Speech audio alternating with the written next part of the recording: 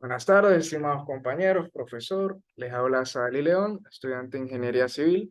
Vengo a explicarles un ejercicio práctico de columnas. Vamos a hallar la carga crítica máxima antes del pandeo de la misma. Empezamos.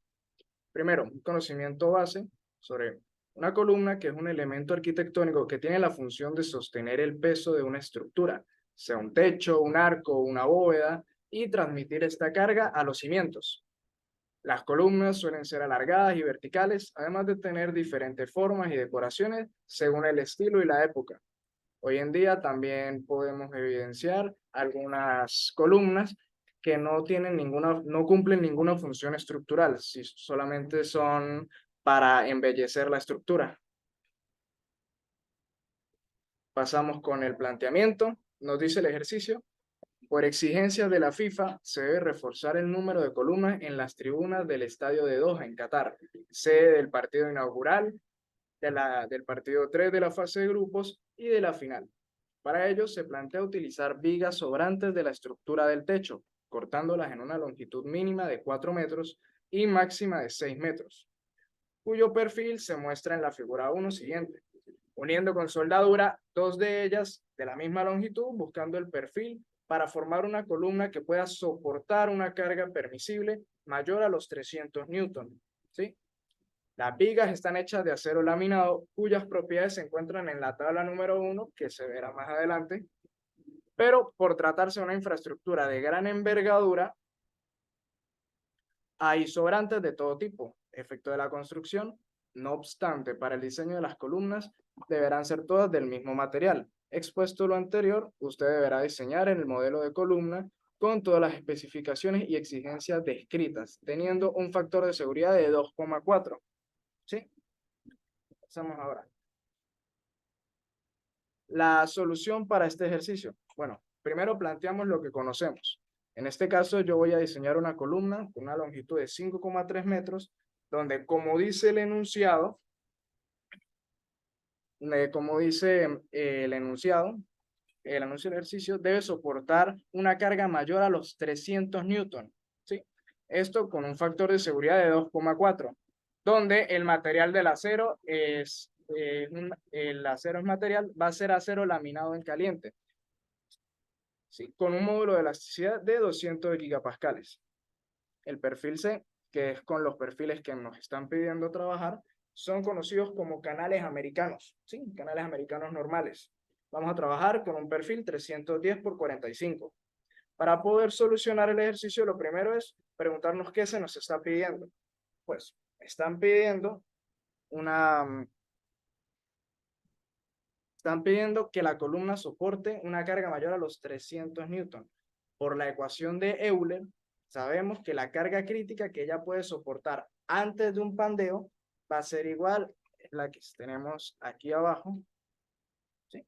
Está de acá, va a ser igual a pi cuadrado por el módulo de elasticidad por el valor menor de inercia que padezca esa columna, ¿sí? Sobre su longitud eficaz al cuadrado. Ahora, si este módulo de elasticidad lo conozco, el pi cuadrado es una constante y el módulo de inercia lo podemos calcular.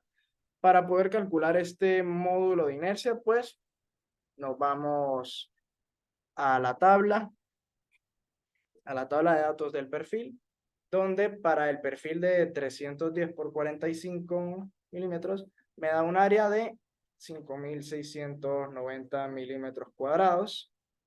Tenemos luego acá un ancho de aleta de 80 milímetros. Este ancho de aleta es el que podemos evidenciar acá en la parte de arriba. ¿Sí? Este es el valor de nuestro ancho de aleta. Una inercia respecto a X de 67,2 por 10 a la 6 milímetros a la cuarta. Un módulo de inercia en respecto a Y de 2,09 por 10 a la 6, el valor que tenemos de este lado. Milímetros a la cuarta. Y, y la inercia en Y, este valor acá. La inercia en Y que va a representar 17 milímetros. Bueno, en este caso aquí lo puede evidenciar, 17 milímetros desde esta cara de la columna. Sí, esta distancia de acá, la que estamos marcando. Ah.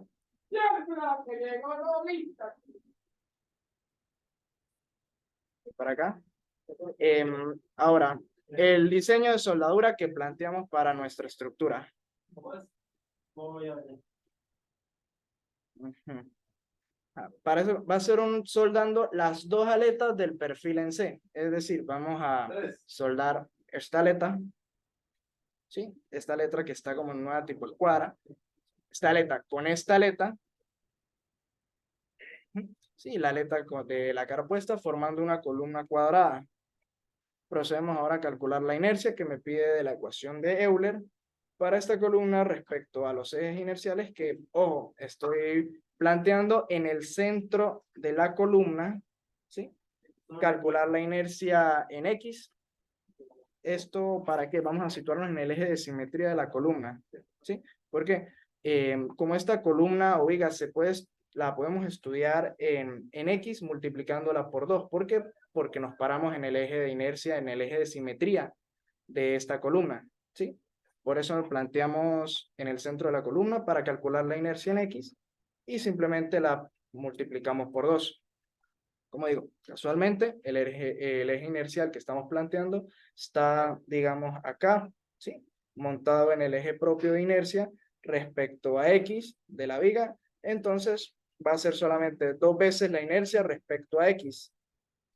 Y este valor me da acá arriba 134,4 por 10 a la 6 milímetros a la cuarta.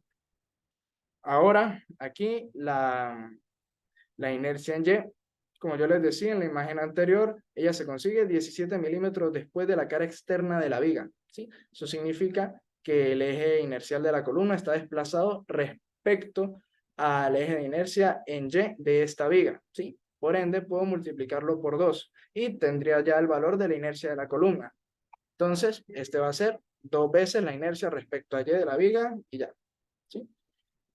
La inercia de esta viga va a ser I sub Y más el área de la viga por el ancho. ¿Por qué? Porque operamos la distancia que está entre el eje de inercia propio de la viga hasta el eje de inercia de la columna.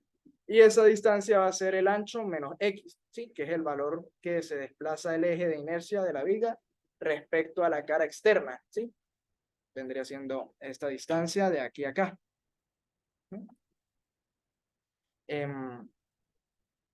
El valor de X. Bueno, ahora llegamos acá al valor, a la ecuación de Euler, ¿sí? Esta es la que nos indica la inercia a usar, ¿sí? Que es la inercia mínima propia del eje inercial.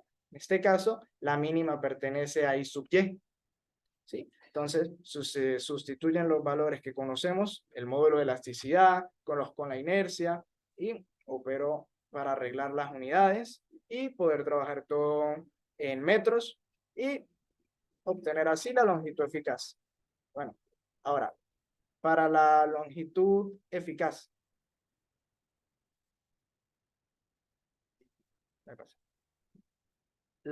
Para la longitud eficaz. Está bien dada por el estilo de la columna, ¿sí? Por la disposición de la misma, por cómo está anclada y demás, por cómo va a trabajar. En este caso estamos trabajando con una columna donde tengo un apoyo fijo, aquí abajo, ¿sí? Un apoyo fijo y una carga crítica en la parte superior, ¿sí? O también podemos llamarlo una carga puntual. Sí, una carga libre en la parte superior. Y esto significa que la longitud eficaz de esta columna antes del pandeo va a ser 2 veces la longitud de la misma columna. ¿Sí? La longitud que estoy planteando, 5,3 metros. La agarramos, multiplicamos por 2 y la metemos en la ecuación de Euler. ¿Sí? Esto significa que la carga crítica eh, es decir, la carga máxima que está al borde antes del pandeo, será de 793.538,6807 newton. Pero pues este no es el valor que necesitamos, este no es el valor con el que vamos a trabajar, ¿sí? Necesitamos la carga admisible, ¿sí? Que va a ser nuestra carga crítica dividida entre el factor de seguridad. Necesitamos la carga admisible para trabajar y este valor nos da 330.641,117 newton. Esto lo hacemos ¿para qué? Se preguntarán. Esto se usa para mantener un margen con respecto a la carga, ¿sí? Que cuando vaya a trabajar la columna, cuando vayamos a trabajar con esta columna, que trabaje con una carga menor que sea segura, ¿sí? Para evitar el deterioro de la estructura por trabajar a la columna muy al borde de la carga crítica, ¿sí? Entonces, ahora,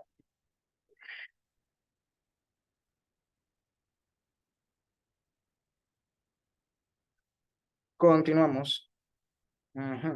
Ahora, recordando que el enunciado nos pedía que la carga que fuera a soportar nuestra estructura o nuestra columna era de 300 newton, ¿sí? Podemos estar seguros de que tendremos una respuesta óptima de esta estructura. Estamos hablando de más del 95% de margen, ¿sí? Una carga va a soportar una carga mucho mayor. Por último, quiero dejarles esto, ¿sí? Que esto es como una tipo base, un tipo cálculo previo, ¿sí? Por si se requiere de esta misma columna para otro diseño, ¿sí? Acá les dejo la configuración con los distintos tipos de apoyo para la columna y el cálculo de sus cargas críticas y admisibles, dependiendo obviamente de la disposición de esta columna. Para una columna que esté articulada en sus dos extremos, para una que esté articulada fija, que es el segundo caso, y para un apoyo doblemente fijo, ¿sí? ¿Por qué hacemos esto? Porque los valores se van a mantener, excepto uno en la ecuación de Euler. Podemos ver acá. El pi cuadrado se va a mantener, em, los módulos de inercia. Lo único que va a cambiar va a ser la longitud eficaz, que es la que dejamos acá. Cuando trabaje en una columna articulada, es decir, articulada en sus dos extremos, su longitud, la longitud necesaria va a ser la misma longitud, el mismo valor. Para una articulada fija va a ser la longitud eficaz 0,7 por la longitud de la columna, y para la columna fija va a ser el valor de la longitud eficaz va a ser la mitad de la longitud dispuesta ya en el ejercicio previo. Dejando aquí ya las cargas, podemos terminar. Muchas gracias por su atención.